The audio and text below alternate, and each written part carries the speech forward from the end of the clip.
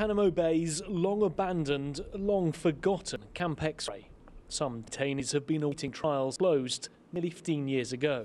But I'm glad to be here, and I'm glad to... James Smith and his daughter Patricia, though, have been waiting even longer for justice. His wife, her mother Moira, a police officer, died on September the 11th. They came to watch this week's proceedings. This hasn't progressed at all, and my family and so many other families, we're still having to go through this, and every time it's brought up or anytime there's a delay, it's kind of putting salt in a wound, you know?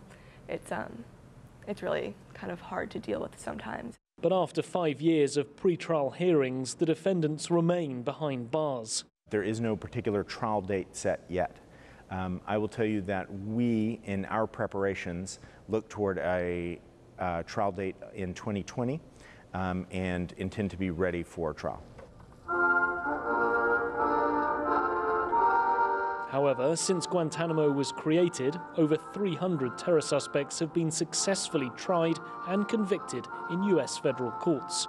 Maybe there is some risk in Iraq. Including radical cleric Abu Hamza al-Masri, African embassy bomber Khalid al-Fawaz, and Osama bin Laden's son-in-law, Abu Ghaith. Well, I think the military commissions are a complete failure. You have the most important terrorism case probably in the country's history, stuck in the most preliminary stages. I mean, it's a complete outrage. It's an outrage for due process, an outrage for the victims' families who have not seen this perpetrator brought to justice. But as the law stands, the men can't be tried anywhere else. Congress has ruled that all 5 9/11 defendants, indeed all of the remaining 41 detainees at Guantanamo Bay, cannot be transferred to US soil for trial.